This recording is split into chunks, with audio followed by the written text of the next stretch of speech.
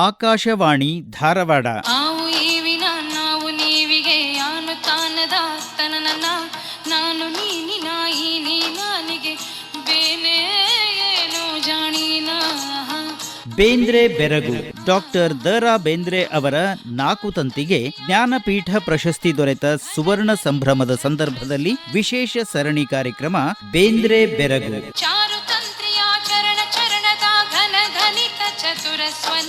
ಪರಿಕಲ್ಪನೆ ಹಾಗೂ ಪ್ರಸ್ತುತಿ ಮಂಜುಳಾ ಪುರಾಣಿಕ್.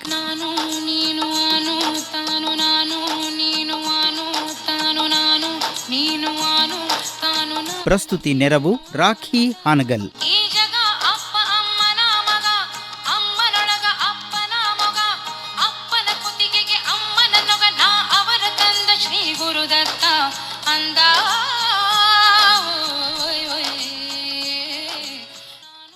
ಆತ್ಮೀಯ ಕೇಳುಗರಿಗೆಲ್ಲ ಬೇಂದ್ರೆ ಬೆರಗು ಕಾರ್ಯಕ್ರಮಕ್ಕೆ ಪ್ರೀತಿಯ ಸ್ವಾಗತ. ಕೇಳುಗರೆ, ಬೇಂದ್ರೆ ಅವರ ಜೀವನದ, ಅವರ ಕಾವ್ಯದ ಹಲವು ಮುಖಗಳನ್ನ ನಾವು ಈ ಕಾರ್ಯಕ್ರಮದಲ್ಲಿ ಪರಿಚಯ ಮಾಡ್ತಾ ಬಂದಿವಿ. ಇವತ್ತಿನ ನಮ್ಮ ಕಾರ್ಯಕ್ರಮದಲ್ಲಿ ಬೇಂದ್ರೆ ಅವರ ಕವನಗಳಲ್ಲಿ ಪ್ರಕೃತಿ ಪ್ರೇಮ, ನಿಸರ್ಗ ಪ್ರೀತಿ ಹೇಗಿತ್ತು, ಅವರು ಪ್ರಕೃತಿ ನಿಸರ್ಗವನ್ನ ಹೇಗೆ ಆರಾಧಿಸ್ತಿದ್ರು, ಅವುಗಳನ್ನ ತಮ್ಮ ಕಾವ್ಯದ ಮೂಲಕ ಜನರಿಗೆ ಹೇಗೆ ತಲುಪಿಸಿದ್ರು ಅನ್ನುವ ಒಂದು ನಿಟ್ಟಿನಲ್ಲಿ ಬೇಂದ್ರೆ ಅವರ ಪ್ರಕೃತಿ ಪರಿಕಲ್ಪನೆ ಈ ಕುರಿತು ಮಾತನಾಡುತ್ತಾರೆ ಡಾಕ್ಟರ್ ಬಸು ಬೇವಿನಗಿಡದ್. ಮನುಷ್ಯನನ್ನು ಲಾಲಿಸುವ ಪಾಲಿಸುವ ನಿಸರ್ಗ ಒಂದು ರೀತಿಯಲ್ಲಿ ಅವನ ದೈವವಾಗಿದೆ.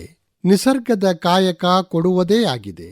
ಅದರ ಅರ್ಥವನ್ನು ಕೊಡುವಿಕೆ, ನೀಡುವಿಕೆ, ಸೃಷ್ಟಿ, ಉತ್ಪತ್ತಿ ಎಂದು ಹಲವು ರೀತಿಯಲ್ಲಿ ವ್ಯಾಖ್ಯಾನಿಸಲಾಗಿದೆ.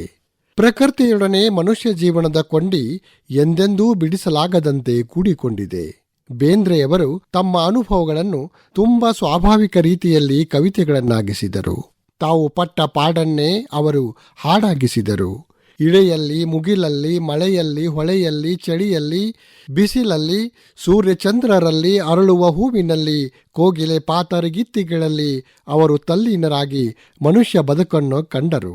ರಾಗ, ಅನುರಾಗ, ಬಿಕ್ಕಳಿಕೆಗಳನ್ನು ತೋಡಿಕೊಂಡರು. ತನ್ನ ವಿಲಕ್ಷಣ ವೈಚಿತ್ರ್ಯಗಳೊಡನೆ ನಿಸರ್ಗ ಅವರನ್ನು ಕಾಡಿತು. ಸುಡುವ ಸೂರ್ಯನಿಂದ ಸಂತೈಸಿ ಹಕ್ಕಿಯ ತುಪ್ಪಳದಂತಹ ಬೆಳದಿಂಗಳನ್ನು ನೀಡಿತು. ನಿಸರ್ಗದ ಮಡಿಲಲ್ಲಿ ಬೆಳೆಯುತ್ತಾ, ಶ್ರಾವಣ ಚೈತ್ರಗಳಲ್ಲಿ ಗರಿಗೆದುರುತ್ತಾ ನಿಸರ್ಗದಿಂದ ಹೊಸ ಹುಟ್ಟು ಪಡೆಯುವ ಬೇಂದ್ರೆಯವರು ಹಾಲಗೇರಿಯಲ್ಲಿ ಮುಳುಗಿ ಏಳುತ್ತಾ, ಸೋಮೇಶ್ವರನ ಭಜನೆ ಕೇಳುತ್ತಾ, ಚಿಮ್ಮುವ ಚಿಗರೆಯಾಗಿ, ಧ್ಯಾನದ ಬುಗುರಿಯಾಗಿ ಉತ್ಕಟ ನಿಸರ್ಗ ಕಾವ್ಯದ ನಿರ್ಮಾಪಕರಾಗಿದ್ದಾರೆ ಮತ್ತು ಅದ್ವಿತೀಯ ಸೃಜನಶೀಲತೆಯ ಪ್ರತೀಕವಾಗಿದ್ದಾರೆ.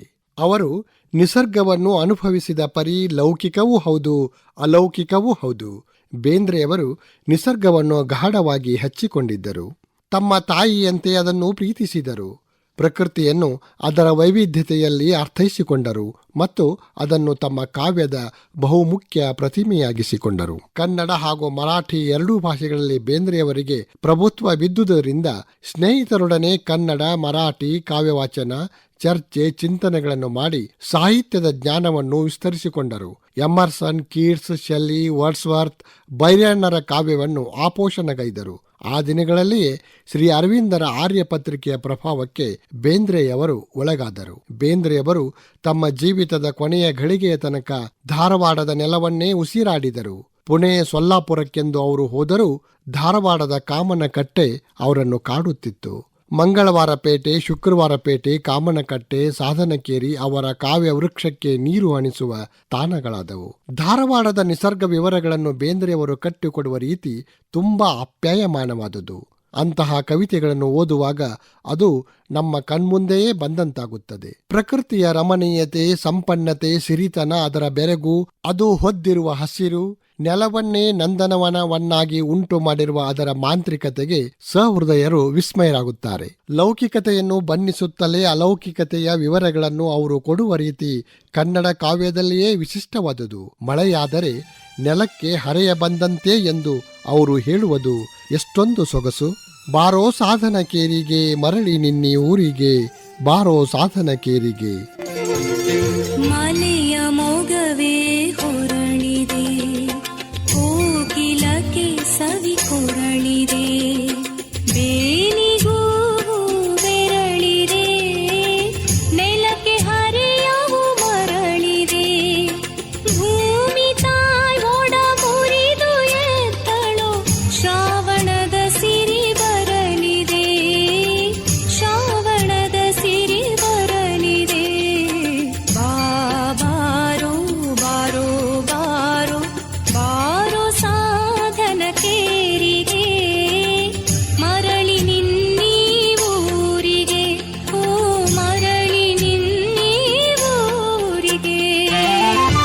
ಪ್ರಕೃತಿಯನ್ನು ಬರೀ ಸೌಂದರ್ಯ ಆರಾಧನೆಯ ದೃಷ್ಟಿಯಿಂದ ಬೇಂದ್ರೆಯವರು ನೋಡಲಿಲ್ಲ. ಬದಲಾಗಿ ನಿಸರ್ಗದೊಡನೆ ಮನುಷ್ಯ ತುಳಿಯುತ್ತಿರುವ ಹಾದಿಯನ್ನು ಅವಲೋಕಿಸಿದರು. ಪ್ರಕೃತಿ ಮತ್ತು ಮನುಷ್ಯ ಬದುಕನ್ನು ಅಲೌಕಿಕ ಶಕ್ತಿಯ ಚೈತನ್ಯದೊಂದಿಗೆ ಅವರು ಜೋಡಿಸಿದರು. ನಿಸರ್ಗ ಅವರಲ್ಲಿ ಪ್ರಕಟವಾಗುವ ಬಗೆ ಅಸಾಧಾರಣವಾದುದು. ಸೂರ್ಯ, ಚಂದ್ರ, ಭೂಮಿ, ಆಕಾಶ, ಗುಡ್ಡ, ಬೆಟ್ಟ, ನೀರು, ನದಿ, ಮಳೆ, ಮುಗಿಲು ಮುಂತಾದವುಗಳು ಬೇಂದ್ರೆ ಭಾಷೆಯಲ್ಲಿ ನಳನಳಿಸಿದವು. ಪ್ರಾಕೃತಿಕ ಚೇತನಗಳು ಮನುಷ್ಯನ ಹಿಂಸಾ ಪ್ರವೃತ್ತಿಯನ್ನು ತಗ್ಗಿಸಿ ಅವನೆದೆಗೆ ವಾತ್ಸಲ್ಯದ ಹಾಲು ಹರಿಸುವ ಶಕ್ತಿ ಹೊಂದಿವೆ ಎಂದು ಬೇಂದ್ರೆ ನಂಬುತ್ತಾರೆ. ಮನುಷ್ಯ ಬದುಕಿನ ಬೇಗೆಯನ್ನು ತಗ್ಗಿಸಲೆಂದೇ ಶ್ರಾವಣ ಬರುತ್ತದೆ. ರಾವಣ ಕುಣಿದ ರೀತಿಯ ವಿರಾಟ ಸ್ವರೂಪದಲ್ಲಿ ಶ್ರಾವಣ ಬರುತ್ತದೆ ಎಂದು ಬೇಂದ್ರೆ ಹೇಳುತ್ತಾರೆ. ಶ್ರಾವಣ ಬಂತು ಕಾಡಿಗೆ, ಬಂತು ನಾಡಿಗೆ, ಬಂತು ಬೀಡಿಗೆ, ಬಂತು ಶ್ರಾವಣ, ಬಂತು ಶ್ರಾವಣ. ಶ್ರಾವಣ ಬಂತು ಕಾಡಿಗೆ, ಬಂತು ನಾಡಿಗೆ, ಬಂತು ಬೀಡಿಗೆ, ಬಂತು ಶ್ರಾವಣ, ಬಂತು ಶ್ರಾವಣ. ಕಡಲಿಗೆ ಬಂತು ಶ್ರಾವಣ ಕುಣಿಧಾಂಗ ರಾವಣ, ಕಡಲಿಗೆ ಬಂತು ಶ್ರಾವಣ ಕುಣಿಧಾಂಗ ರಾವಣ. ಕುಣಿತಾವ ಗಾಳಿ ಭೈರವನ ರೂಪತಾಳಿ, ಕುಣಿತಾವ ಗಾಳಿ ಭೈರವನ ರೂಪತಾಳಿ. ಶ್ರಾವಣ ಬಂತು ಕಾಡಿಗೆ, ಬಂತು ನಾಡಿಗೆ, ಬಂತು ಬೀಡಿಗೆ, ಬಂತು ಶ್ರಾವಣ, ಬಂತು ಶ್ರಾವಣ.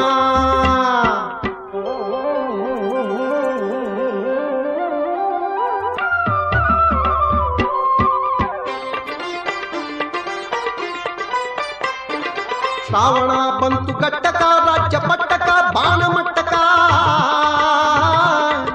ಶ್ರಾವಣ ಬಂತು ಕಟ್ಟಕ, ರಾಜ್ಯ ಪಟ್ಟಕ, ಬಾಣ ಮಟ್ಟಕ.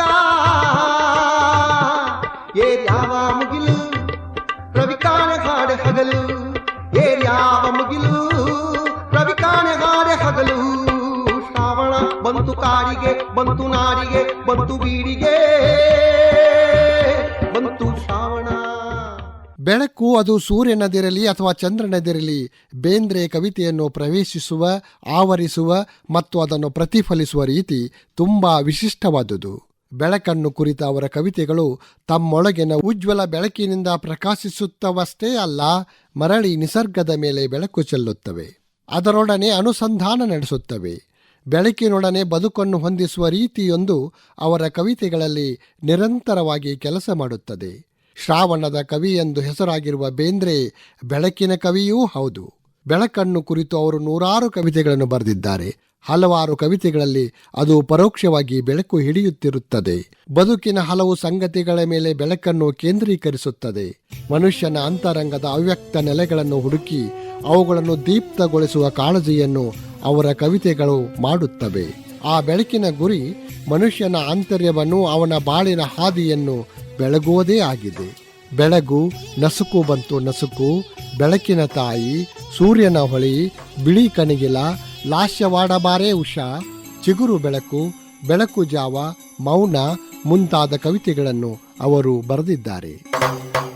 ಏಳು ಚಿನ್ನ ಬೆಳಗಾಯ್ತು ಅಣ್ಣ, ಮೂಡಲವು ತೆರೆಯ ಕಣ್ಣ, ನಕ್ಷತ್ರ ಜಾರಿತಮವೆಲ್ಲ ಸೋರಿ ಮಿಗಿಲಾಹುದು ಬಾನ ಬಣ್ಣ, ಮಿಗಿಲಾಹುದು ಬಾನ ಬಣ್ಣ. ಏಳು ಚಿನ್ನ ಬೆಳಗಾಯ್ತು ಅಣ್ಣ, ಮೂಡಲವು ತೆರೆಯ ಕಣ್ಣ, ನಕ್ಷತ್ರ ಜಾರಿತಮವೆಲ್ಲ ಸೋರಿ ಮಿಗಿಲಾಹುದು ಬಾನ ಬಣ್ಣ, ಮಿಗಿಲಾಹುದು ಬಾನ ಬಣ್ಣ. ಜೇನೊಣದ ಹೆದೆಗೆ ಹೂ ಬಾಣ ಹೂಡಿ ಝುಮೆಂದು ಬಿಟ್ಟ ಮೋರ, ಜೇನೊಣದ ಹೆದೆಗೆ ಹೂ ಬಾಣ ಹೂಡಿ ಝುಮೆಂದು ಬಿಟ್ಟ ಮೋರ. ಗುಡಿ ಗೋಪುರಕ್ಕೂ ಬಲೆ ಬೀಸಿ ಬಂದ ಆಗೋ ಬೆಳಕು ಬೇಟೆಗಾರ, ಗುಡಿ ಗೋಪುರಕ್ಕೂ ಬಲೆ ಬೀಸಿ ಬಂದ ಆಗೋ ಬೆಳಕು ಬೇಟೆಗಾರ. ಏಳು ಚಿನ್ನ ಬೆಳಗಾಯ್ತು ಅಣ್ಣ, ಮೂಡಲವು ತೆರೆಯ ಕಣ್ಣ, ನಕ್ಷತ್ರ ಜಾರಿತಮವೆಲ್ಲ ಸೋರಿ ಮಿಗಿಲಾಹುದು ಬಾನ ಬಣ್ಣ, ಮಿಗಿಲಾಹುದು ಬಾನ ಬಣ್ಣ. ಬೆಳದಿಂಗಳನ್ನು ಕುರಿತ ಬೆಳದಿಂಗಳ ನೋಡ, ದವನದ ಹುಣ್ಣಿಮೆಯ ಜಾತ್ರೆಯ ರಾತ್ರಿ, ಬಿದಿಗೆ ಚಂದ್ರ ಬಂದ ನೋಡು, ರಾಗರತಿ, ಅನಂತ ಪ್ರಣಯ ಇತ್ಯಾದಿ ಕವಿತೆಗಳ ಮೂಲಕ ಬೆಳಕಿನ ಬುಗ್ಗೆ ಪುಟಿಯುವಂತೆ ಮಾಡುತ್ತಾರೆ. ಮನುಷ್ಯನ ಬದುಕಿನ ವ್ಯಾಪಾರ ಪ್ರತಿದಿನದ ಬೆಳಗಿನಿಂದಲೇ ಆರಂಭವಾಗುತ್ತದೆ. ಕತ್ತಲು ಮುಗಿದು ಬೆಳಕು ಹರಿಯುವ ಕ್ಷಣಗಳನ್ನು ಬೇಂದ್ರೆಯವರು ಹಿಡಿದಿಡುವ ರೀತಿ ಮಾತ್ರ ಅನ್ಯಾದೃಶ್ಯವಾದುದು. ಕವಿ ನೀಡುವ ಚಿತ್ರ ಬರೀ ಸ್ವಾಭಾವಿಕವಾದುದಲ್ಲ, ಅದು ವಿಲಕ್ಷಣವಾದುದು, ವಿಸ್ಮಯ ಹುಟ್ಟಿಸುವಂತಹದು. ಬೇಂದ್ರೆಯವರು ಚಿತ್ರಿಸುವ ಬೆಳಗು ಬದುಕಿನ ಸತ್ಯಗಳನ್ನು ಅನಾವರಣಗೊಳಿಸುವಂತಹದ್ದು. ಅದು ಉಕ್ಕುವ ಬೆಳಕಿನ ಝರಿಯಾಗಿದೆ, ಮೊಗ್ಗು ಅರಳಿಸುವ ಸೆಲೆಯಾಗಿದೆ, ಜೀವನವನ್ನು ಪವಿತ್ರಗೊಳಿಸುವ ಸೂರ್ಯನ ಹೊಳೆಯಾಗಿದೆ. ಬೇಂದ್ರೆಯವರ ಬೆಳಗು ಪದ್ಯ ಕನ್ನಡ ಕಾವ್ಯ ಲೋಕದಲ್ಲಿ ಹೊಸ ಸಂಚಲನ ಮೂಡಿಸಿದ ಪದ್ಯ. ಅದುವರೆಗೂ ಕನ್ನಡದ ಭಾವಗೀತೆಯೊಂದು ಈ ತೆರನಾಗಿ ಪ್ರಕೃತಿಯನ್ನು ಆವಾಹಿಸಿಕೊಳ್ಳುವ, ಸುಂದರ ಬೆಳಗಿನಲ್ಲಿ ಮನುಷ್ಯನ ಆಂತರ್ಯವನ್ನು ನಿಶಿತಗೊಳಿಸಿಕೊಳ್ಳುವ ಸೃಜನಶೀಲ ಮಹತ್ತಿಗೆ ದುಡಿದಿರಲಿಲ್ಲ.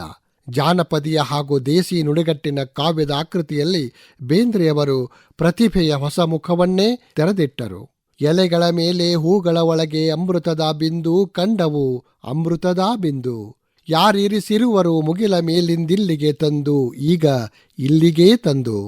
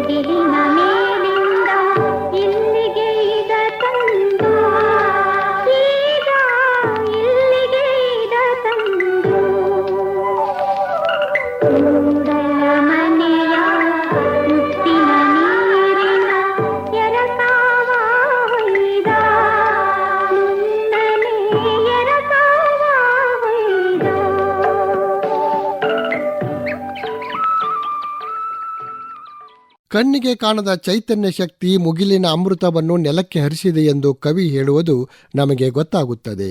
ತನ್ಮಯತೆಯಿಂದ ಸವಿದರೆ ಕಾಣದ ಲೋಕ ನಮ್ಮ ಕಣ್ಮುಂದೆ ಕಾಣಿಸಿಕೊಳ್ಳುತ್ತದೆ. ನಸುಕು ಬಂತು ನಸುಕು ಕವಿತೆಯಲ್ಲಿ ಮುಂಜಾವನ್ನು ಸೂಸುತ್ತಿರುವ ಬೆಳಗು ಮನುಷ್ಯನ ಉತ್ಸಾಹಕ್ಕೆ ಉನ್ಮಾದವನ್ನು ಸೇರಿಸುತ್ತದೆ. ನಸುಕು ಹರಿಸುವ ಕ್ರಿಯೆಯಲ್ಲಿ ಬದುಕಿನ ಬಳ್ಳಿ ಬೆಳಕ ಚಿಗುರಿನಿಂದ ನಳನಳಿಸುತ್ತಿರಲೆಂಬ ಆಶಯವಿದೆ.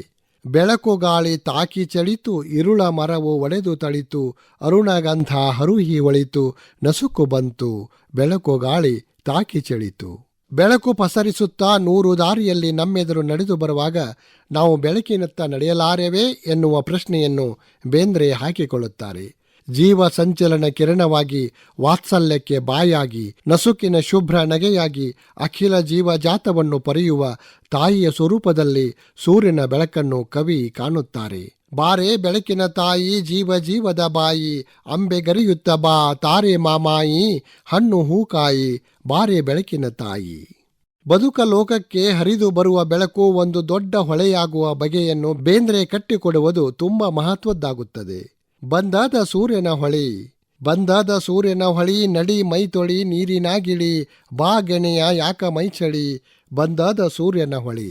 ಚೈತನ್ಯ ಸ್ವರೂಪವಾಗಿರುವ ಸೂರ್ಯನ ಚುಮುಚುಮು ಬೆಳಕಿನಲ್ಲಿ ಮೀಯುವುದೆಂದರೆ ಚೈತನ್ಯದ ಬೆಳಕಿನಲ್ಲಿ ತನ್ಮಯದಿಂದ ಒಂದಾಗುವುದಾಗಿದೆ. ಆ ಲೋಕದ ಅನಂತ ಪ್ರಕಾಶದಿಂದ ಈ ಲೋಕವನ್ನು ಬೆಳಗಿಕೊಳ್ಳಬೇಕೆನ್ನುವ ಬಯಕೆ ಕವಿಯದ್ದಾಗಿದೆ. ರವಿಯ ತೇಜಪುಂಜವು ನದಿಯಾಗಿ ಸಾಗುವ ದೃಶ್ಯವನ್ನು ಕಣ್ಣಿಗೆ ಕಟ್ಟುವಂತೆ ಬಣ್ಣಿಸುವ ಬೇಂದ್ರೆಯವರು ಪ್ರಕೃತಿಯ ಸಂಘದಲ್ಲಿ ಮನುಷ್ಯ ಪರಿಶುದ್ಧ ವ್ಯಕ್ತಿತ್ವ ಉಳ್ಳವನಾಗಬಲ್ಲನೆಂದು ನಂಬಿದರು. ಬೆಳಕು ಚಿಗುರುವ, ಅರಳುವ, ಘಮಘಮವೆನ್ನುವ ತಲ್ಲೀನತೆಯನ್ನು ಅವರ ಕಾವ್ಯದ ಸಾಲುಗಳಲ್ಲಿ ನೋಡಬಹುದು.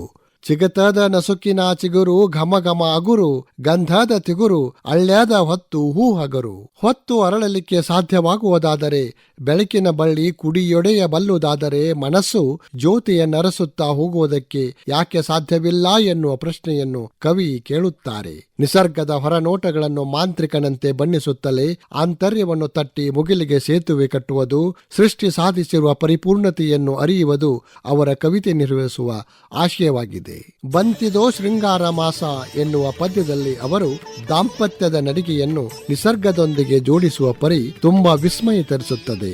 ಸಂಗಮವಾಗಿರುವ ನೀರಿಗೆ ಇರುವ ಮಿರುಗು ಎಷ್ಟೊಂದು ಭಿನ್ನವಾಗಿದೆ ಎಂದು ಹೇಳುತ್ತಾ ಪ್ರೀತಿ ಅನುರಾಗದಿಂದ ನದಿಯಲ್ಲಿ ದೀಪ ತೇಲಿ ಬಿಡುವ ಚಿತ್ರಣವನ್ನು ಬೇಂದ್ರೆಯವರು ಅದ್ಭುತವಾಗಿ ಕಟ್ಟಿಕೊಡುತ್ತಾರೆ.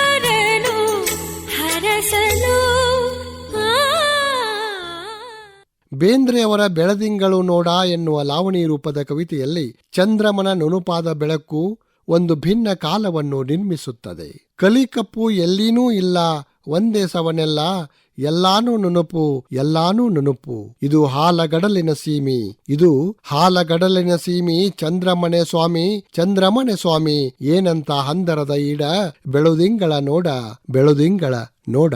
ಚಂದ್ರನ ಬೆಳಕಿಗೆ ಸೂರ್ಯನೇ ಮೂಲ. ಸೂರ್ಯ ಹಾಗೂ ಚಂದ್ರರಿಬ್ಬರನ್ನು ಹೊಂದಾಣಿಸುವ ಅವರ ಸಾಮರಸ್ಯದ ಫಲಗಳನ್ನು ಉಂಡ ಲೋಕ ನಿಸರ್ಗ ಪ್ರೇರಿತವಾಗಿ ಬೆಳೆಯುವ ಪರಿಯನ್ನು ಬೇಂದ್ರೆ ಪ್ರಸ್ತುತಪಡಿಸುತ್ತಾರೆ. ಸೂರ್ಯ ಹಾಗೂ ಚಂದ್ರನ ಬಲ ಎರಡನ್ನೂ ವಿವರಿಸುವುದು ಅವರಿಗೆ ಮುಖ್ಯವಾಗಿದೆ. ಅವೆರಡರ ಪ್ರೇಮ ಪರಿಣಯದಲ್ಲಿ ಸೃಷ್ಟಿಗೆ ಅರ್ಥ ಬಂದಿದೆ. ಬೆಳದಿಂಗಳು ತೀರುವುದನ್ನು ಮತ್ತೆ ತುಂಬಿಕೊಳ್ಳುವುದನ್ನು ಹಾಗೂ ತುಳುಕುವುದನ್ನು ಅವರು ವರ್ಣಿಸುವ ಪರಿ ಅದೆಷ್ಟು ಮೋಹಕವಾದದ್ದು. ಭೂರಂಗಕ್ಕೆ ಅಭಿಸಾರಕ್ಕೆ ಕರೆಯುತ್ತ ತಿಂಗಳು ತಿಂಗಳು ನವಿಯುತ್ತಿದೆ, ತುಂಬುತ್ತ ತುಳುಕುತ್ತ ತೀರುತ್ತ ತನ್ನಳು ತಾನೇ ಸವಿಯನು ಸವಿಯುತ್ತಿದೆ.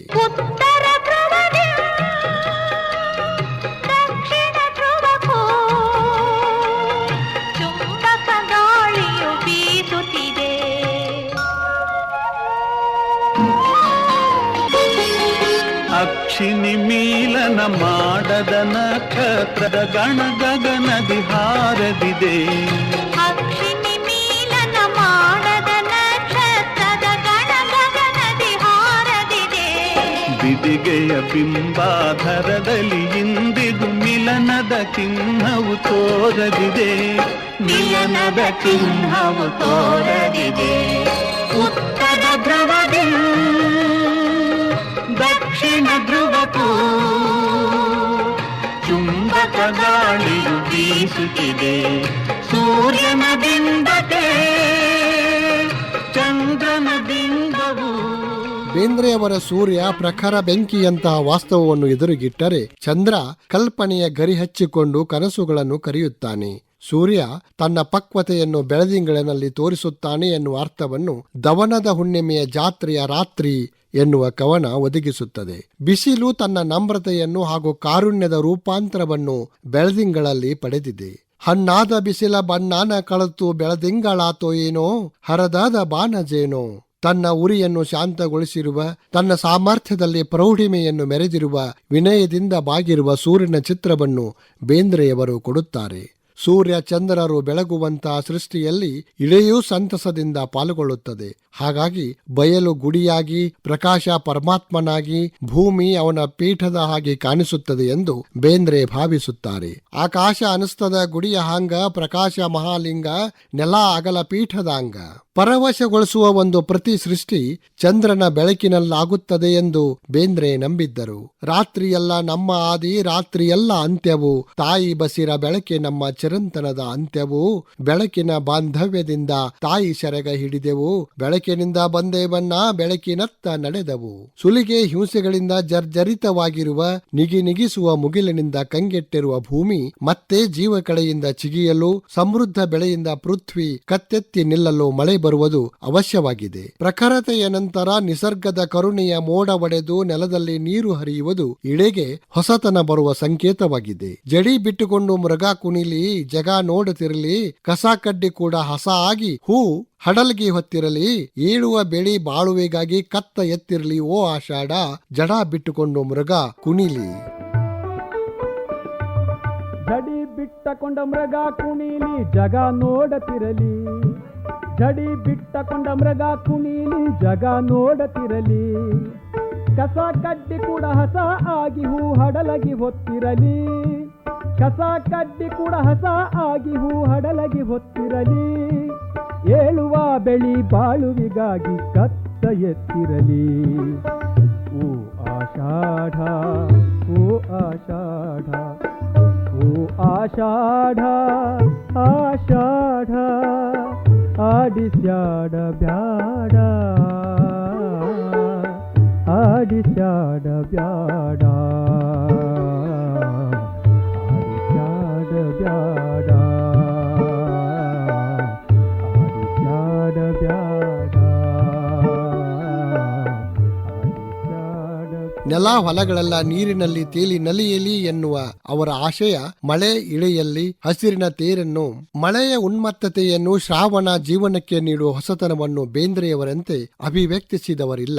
ಹರೆಯದ ಹೆಣ್ಣು ಹುಬ್ಬು ಹಾರಿಸಿ ತನ್ನೊಳಗಿನ ಉಲ್ಲಾಸವನ್ನು, ಯೌವನದ ಮದವನ್ನು ಪ್ರಕಟಿಸುವಂತೆ ಹುಬ್ಬಿ ಮಳೆ ಕೂಡ ಹಗಲು ರಾತ್ರಿ ಎನ್ನದೆ ಭೂಮಿಗೆ ಮೋಡಗಳ ಟೊಪ್ಪಿಗೆ ಹಾಕಿರುವುದನ್ನು ಬೇಂದ್ರೆ ಕಾವ್ಯ ರಸಿಕರ ಮುಂದಿಡುತ್ತಾ ಮಳೆಗಾಲದ ಆರ್ಭಟ ವೈಭವಗಳನ್ನು ಕಟ್ಟಿಕೊಡುತ್ತಾರೆ. ಹುಬ್ಬಿ ಮಳಿ ಹುಬ್ಬ ಹಾರಿಸ್ತಿತ್ತು, ಕಣ್ಮಿಂಚು ದಿಕ್ಕಿಗೆಡಿಸ್ತಿತ್ತು. ಹೊಸತನ ಸಂಭ್ರಮಗಳು ಶ್ರಾವಣದಲ್ಲಿ ಹೊನಲಾಗಿ ಹರಿಯುವುದರ ಜೊತೆಗೆ ಸಂಕಟದ ಗಳಿಗೆಗಳು ಅಲ್ಲಲ್ಲಿ ಕೂಡಿಕೊಂಡು ಮನುಷ್ಯ ಬದುಕಿನ ಜೊತೆಗೆ ಸಂಬಂಧಗಳನ್ನು ಬೆಸೆಯುತ್ತವೆ. ನವೀನತೆ, ಉಲ್ಲಾಸ ಎಲ್ಲ ಕಾಲಕ್ಕೂ ಇರುವುದು ಸಾಧ್ಯವಿಲ್ಲ. ದೀಪಮಾಲೆಯ ಜೊತೆ ಸುಡುವ ಕೆಂಡವು, ಸಂಭ್ರಮದ ತೊರೆಯ ಜೊತೆ ಹುಚ್ಚು ಹೊಳೆಯು, ಬೆಳದಿಂಗಳ ಜೊತೆ ಕಾಳರಾತ್ರಿಯು, ಸೌಂದರ್ಯ ಜರಿಯ ಜೊತೆಗೆ ಕಣ್ಣೀರಿನ ಮಳೆಯೂ ಕೂಡ ಬೇಂದ್ರೆಯವರಲ್ಲಿ ಕಂಡುಬರುತ್ತದೆ. ವರ್ಷಾಕಾಲದ ಶ್ರಾವಣದಿಂದ ಹೊಸತನ, ಬದಲಾವಣೆ ಈ ಭೂಮಿಗೆ ಬಂದಂತೆ ಮಾನವನ ಬದುಕಿನಲ್ಲಿ ಕೂಡ ಶ್ರಾವಣ ಹಬ್ಬ, ಹುಮ್ಮಸ್ಸು, ತಿರುವುಗಳನ್ನು ತರುವ ಕಾಲವಾಗಿದೆ ಎಂದು ಅವರು ಹೇಳುತ್ತಾರೆ. ಶ್ರಾವಣದ ವೈಭವ, ಶ್ರಾವಣ, ಗಂಗಾವತರಣ, ಬಂದಿಕಾರ ಶ್ರಾವಣ, ಮಲೆನಾಡ ಸೆರಗು, ಪ್ರತಿ ವರ್ಷದಂತೆ ಬಂತು ಶ್ರಾವಣ, ಶ್ರಾವಣದ ಹಗಲು, ಮತ್ತೆ ಶ್ರಾವಣ, ಸಣ್ಣ ಸೋಮಾರ, ತುಂಬಿತ್ತು ಹಾಲಗೇರಿ, ಸಖಿಗೀತ ಮುಂತಾದ ಕವನಗಳಲ್ಲಿ ಶ್ರಾವಣವೆನ್ನುವ ಹೊಸತನದ ಹರಿಕಾರನನ್ನು ಅತ್ಯಂತ ವೈವಿಧ್ಯಮಯವಾಗಿ ಬಣ್ಣಿಸಿದ್ದಾರೆ. ಬಣ್ಣಿಸುವ ಮೂಲಕ ಬೇಂದ್ರೆ ಭೂಮಿ ತಾಯಿಯ ನಂತರ ಶ್ರಾವಣ ಹೇಗೆ ತಮ್ಮ ಮತ್ತೊಂದು ಮುಖ್ಯ ತತ್ವವಾಗಿದೆ ಎಂಬುದನ್ನು ನಿರೂಪಿಸುತ್ತಾರೆ. ಪ್ರಕೃತಿಯ ಮಣ್ಣು, ಗಾಳಿ, ಬೆಳಕು, ನೀರು, ಗಿಡ, ಮರ, ಸಸಿ, ಹೂವು, ಗೊನೆಗಳನ್ನು ಅಭಿವ್ಯಕ್ತಿಯ ಕ್ರಮದಲ್ಲಿ ಜೋಡಿಸುತ್ತಾ ಅರಳಿದ ಹೂವು ಭೂಮಿಗೆ ಮಣಿಯುವುದನ್ನು, ಗೊನೆ ಬಿಟ್ಟ ಬಾಳೆ ಅರ್ಥಪೂರ್ಣ ಅಸ್ತಿತ್ವ ಮುಗಿಸಿ ನೆಲಕ್ಕೆ ಒರಗುವುದನ್ನು ಬೇಂದ್ರೆ ಚಿತ್ರಿಸುತ್ತಾರೆ. ನೆನಪು ಮತ್ತು ಸ್ಮಾರಕವನ್ನು ಬಿಟ್ಟು ತೆರಳುವ ಬಾಳೆಯ ಸಾವಿನೊಳಗೆ ಬೆಲೆ ಕಟ್ಟಲಾಗದ ಬಾಳಿನ ಅರ್ಥಗಳಿವೆ ಎಂದು ಅವರು ತೋರಿಸಿಕೊಡುತ್ತಾರೆ. ದಟ್ಟವಾದ ದೈವಿಕ ಅನುಭೂತಿಯ ಛಾಯೆ ಇರುವ ಅವರ ಬಾಳೆ, ಕುದುರೆಯವರ ಕಿವಿಮಾತು, ಸಣ್ಣ ಸೋಮಾರ, ಸ್ವರೂಪ ದೀಪ, ಜೋಗಿ, ನಮ್ಮ ತಾಯಿ ಮಾಹೂರ್ ಗಡದಾಕಿ, ಪರಾಕಿ ಮುಂತಾದ ಕವಿತೆಗಳಲ್ಲಿ ಹರಡಿಕೊಂಡಿದೆ. ನಿಸರ್ಗ ರೂಪಕದ ಭಾಷೆಯಲ್ಲಿ ಮಾತನಾಡುತ್ತಾ ನಿಸರ್ಗವನ್ನು ಸೂರೆಗೊಳ್ಳುತ್ತಾ ಅವರು ಬರೆದಿರುವ ನೂರಾರು ಕವಿತೆಗಳನ್ನು ನಾವು ನೋಡಬೇಕು, ಓದಬೇಕು. ವಿಸ್ಮಯದಿಂದ ಅವು ತೆರೆದುಕೊಳ್ಳುವ ಬಗೆಯನ್ನು ಕಾಣಬೇಕು. ಅವು ನಮ್ಮನ್ನು ತನ್ಮಯಗೊಳಿಸುತ್ತವೆ, ತಲ್ಲೀನಗೊಳಿಸುತ್ತವೆ, ನಮ್ಮ ಜೀವ ಜಪ್ಪಿಸುತ್ತವೆ. ಬೇಂದ್ರೆಯವರ ನಿಸರ್ಗ ಗೀತೆಗಳಲ್ಲಿ ಲೌಕಿಕ ವ್ಯಾಪಾರದಿಂದ ಹಿಡಿದು ಮುಗಿಲಿನ ಮಾತಿಗೆ ಪ್ರತಿಸ್ಪಂದನೆ ನೀಡುವ ಉದಾಹರಣೆಗಳು ಸಾಕಷ್ಟಿವೆ. ಸೃಷ್ಟಿಯ ಛಲವು ಮತ್ತು ನಿಗೂಢತೆಯನ್ನು ಬೆನ್ನತ್ತಿ ಹೋದ ಬೇಂದ್ರೆಯವರ ಕಾವ್ಯ ನಿಸರ್ಗದ ಮೇಲೆ ಬಂದೆರಗುವ ಕೇಳುಗಳನ್ನು ಸಹ ಆಗಾಗ ಚಿತ್ರಿಸುತ್ತದೆ. ಬೇಂದ್ರೆ ನಿಸರ್ಗವನ್ನು ಸೂರೆಗೊಂಡ ಕವಿ.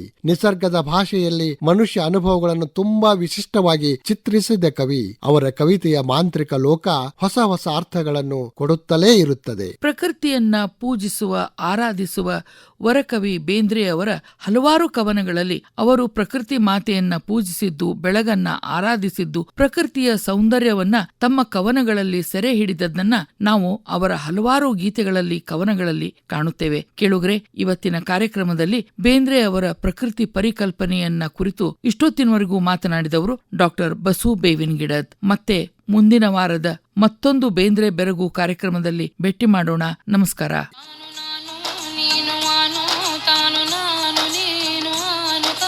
ಡಾಕ್ಟರ್ ದ.ರಾ. ಬೇಂದ್ರೆ ಅವರ 4 ತಂತಿಗೆ ಜ್ಞಾನಪೀಠ ಪ್ರಶಸ್ತಿ ದೊರೆತ ಸುವರ್ಣ ಸಂಭ್ರಮದ ಸಂದರ್ಭದಲ್ಲಿ ವಿಶೇಷ ಸರಣಿ ಕಾರ್ಯಕ್ರಮ ಬೇಂದ್ರೆ ಬೆರಗು ಕೇಳಿದಿರಿ.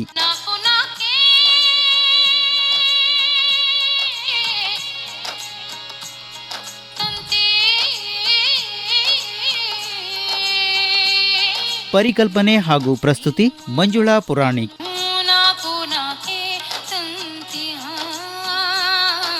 ಪ್ರಸ್ತುತಿ ನೆರವು ರಾಖಿ ಹಾನಗಲ್.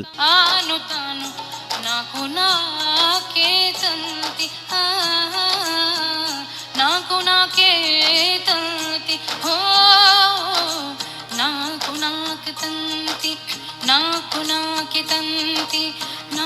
ನಾಕೆ ತಂತಿ